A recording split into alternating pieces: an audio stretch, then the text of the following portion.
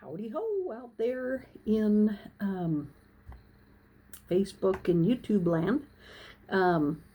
Just a couple things. I don't have a lot, and I know I just love you guys that send me texts and messages and say, "Hey, when are you gonna post again?" So taking a quick break from work. Intake girl's really busy. I just shut the door and I just stay out of there because I don't want to be disruptive. So went to McDonald's today and bought $80 worth of food. We had a team meeting and then I had plenty of extras. I was afraid I wouldn't have enough. We had plenty. So driving back in my truck, yes, I'm still driving my truck. That's another subject. It smelled like what I would imagine working in McDonald's must smell like. It almost was nauseating. And then I thought, oh my gosh, maybe I think I'm getting high a little bit from the smell. But by the time I got to work, it was all good. I was okay. It actually kind of made me tired. Maybe that's what grease does. I don't know. You know, I know I keep turning my head, but it's like, which side is better? Left side, right side? Don't care. I don't know. But anyway, just was looking out my door. So, just a couple quick updates. So the car. So I'm not driving my car right now, driving the truck. I love to drive my truck, but I hate putting the miles on it. So, because who's got another $80,000 or $90,000 just to go, hey, let's go get a new truck? I'm not saying I have not tried to get a new truck, but there are 2 times in over 20 years that Char has told me no, and one of them was a boat, and I get that now. I mean, that was just kind of silly. But the other time, brand new truck. Because if I build the truck I want, $90,000. So who needs a house payment for their truck? So take really good care of my truck. I love my truck. And so my car. When you go to the Jaguar dealership, it's like, it's $1,000 just walk in the door. And it's kind of like if you've ever ridden in a taxi and you can see the numbers just swirling around like every 2 seconds. It's what it's like. Sitting in the dealership, and all you can see are just numbers going around and around and around. Now, when I bought that car, I told Char it's going to pay for itself. Well, maybe it hasn't. I don't know. I do love it, but it just like a weird thing will happen here or there. So, I'm just waiting till after Christmas. Why take it in and then have to spend all that money on it? Christmas is already here. Makes no sense. So I'm driving the truck. Love the truck. And now it smells like McDonald's. If Austin gets in my truck, he's probably going to be salivating. That would probably be the smell he would love the most. So, Christmas. I think about Christmas with your families. And Christmas is a past. I'm sure all of you do it too, especially if you don't have if you've lost your parents or one parent. But I think about Christmas with my mom, and Christmas was always so special with my mom. She was just like oozing Christmas. And yeah, we actually had an elf on the shelf. The elf on the shelf never did like weird things or watch us, but we actually had a set of those elves, the original ones that would just kind of be like hanging around. I think they were just, I don't know, easygoing elves on the shelf. And so my mom, Christmases were just great. But it was making me think the other day about my mom. And I owe my mother so much. And it makes me sad that I didn't know enough about her because I was so young. But the things that I do remember are classic. And I have to say, I don't know if I would have wanted to raise me. I like to think I'm a very patient person. I think I would have tried my patience to no end. I was a test for my mom. But I was thinking the other day about, because somebody was asking me if I ever had my hair long, and it's like, oh no. So when we lived in Okinawa, my mom wanted me to grow my hair like my sisters. And so I had this little teeny tiny nub of a ponytail. And I remember distinctly telling her that if she did not take me to get a haircut, I'd cut it myself. So she knew I was serious. I was very strong-willed as a child, but I was adorable. Come on. So that afternoon, guess where we were? I was getting my little pixie haircut, which is pretty much the haircut I have now. So my whole life, I haven't had to do a whole lot with my hair. So it's been easy. It's been easy for me. But here's another funny story about hair.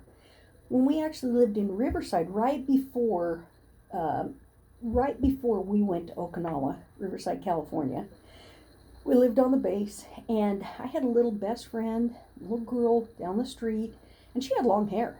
And we would go out and play, and I remember she really wanted short hair, but her mom said, no, no, no.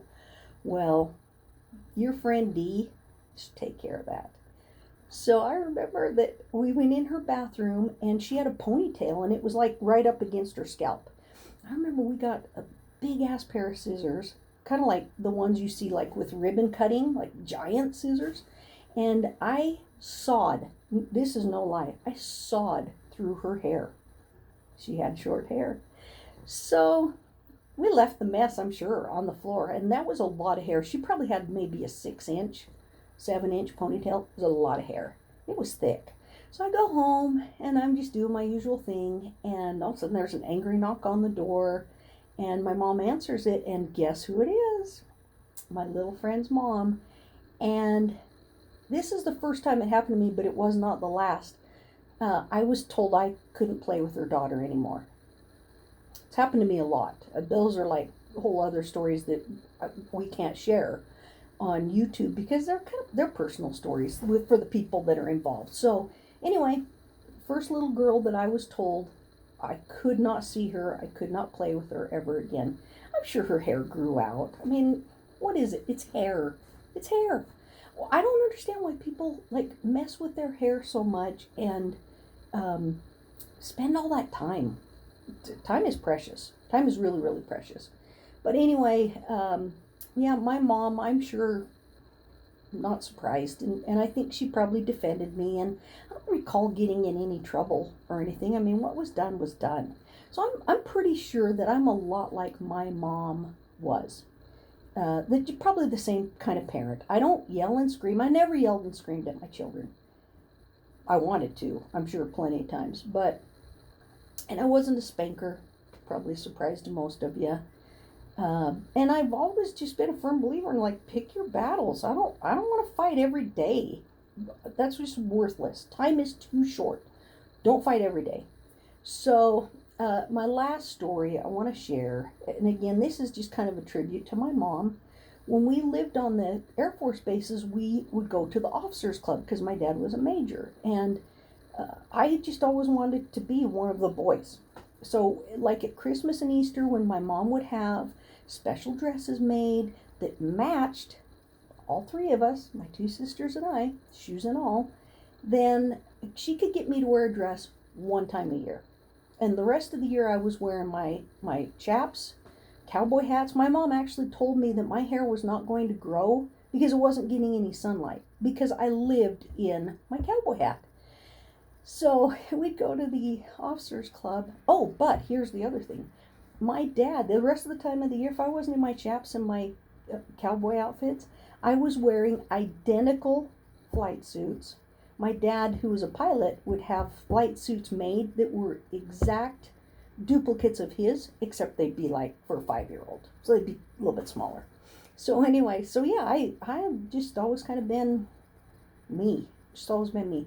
We'd go to the officers club, and I would always start out with a bikini and bikini bottoms. And lo and behold, as soon as I get in that pool, take it off, fling it around my head, throw it to my mom. It's not coming back on. The boys don't have a top on. They don't have a bikini top on. So why do I need to wear a bikini top? So I'm sure that was scandalous. I'm sure the other mothers really didn't appreciate that. But my mom let me be who I was. And I think that's why I'm just comfortable in my skin. I'm just me. And I think that's why I was that same kind of parent. Just let your kids be, who they are. But yeah, I mean, we'd go to the store. I didn't want Barbies. I didn't want a doll. I wanted G.I. Joe. And I wanted G.I. Joe so that when I got home, I could con one of my sisters into letting me play with one of their Barbies. And then, I don't know why, I'm not aggressive like this. G.I. Joe would always beat Barbie up, and he would always cut her hair. I've got something. I must have something with hair cutting. So my sister, I'd give it back and she'd be madder than heck at me, and she'd say, I'm never letting you play with them again. Well, a little while later, I'd go to her and I'd say, can I please play with one of your Barbies? G.I. Joe's going to be nice. It's going to be fine.